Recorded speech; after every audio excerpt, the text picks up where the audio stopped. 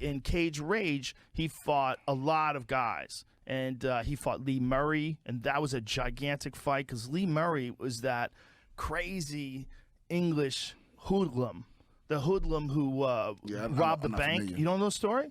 He was a part of the biggest bank robbery in like the history of Great Britain. Oh wow! It's like some fucking lock, stock, and two smoking barrels type shit. Like, and they made a movie about it? They made they're making a movie about it. Guy Ritchie is making a movie about Lee Murray. Okay. That's how wild this fucking dude is. He's still in jail right now.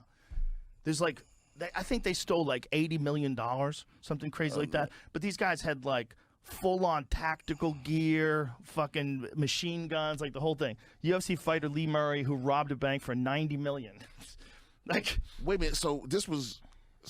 Wait a minute. So he robbed the bank and was fighting in the UFC. He was fighting in the UFC while he was a full-on criminal. I love that shit. I mean, a full-on criminal. That's real outlaw. Like, how can you be? See, that's the kind of shit you were talking about. Yes. With John Jones, where it's wildness. Like, where it's like, this isn't enough. This is not enough adrenaline. Been in the UFC. Well, go to the fight that he had with Anderson because everybody was scared of Lee Murray. Everybody was scared of Lee Murray.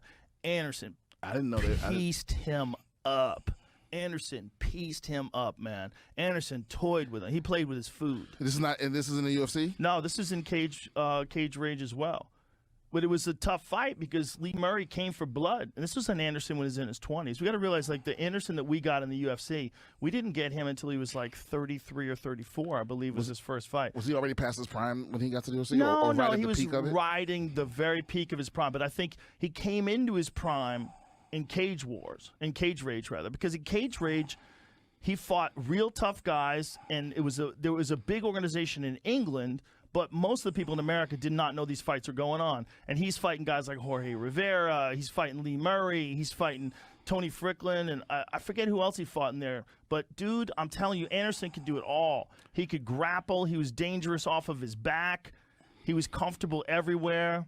And Lee Murray was an animal. Go a little further in the fight where you see when Anderson starts destroying his legs. So somewhere towards the end of the fight, like the last round, Anderson's like just chewing on his legs.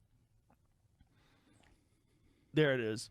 And he just did that over and over and over again, and Lee was in real trouble. Like, you get into a position like Lee's in right now where that left leg just doesn't work anymore. Yeah, I'm sure you've gotten kicked in the leg. That shit is no joke. Oh, it's horrible. And to have a guy like Anderson kick you in the leg? Shit. And he's doing it right now. And he just used his Muay Thai. He was a Muay Thai wizard, a technical wizard. And just...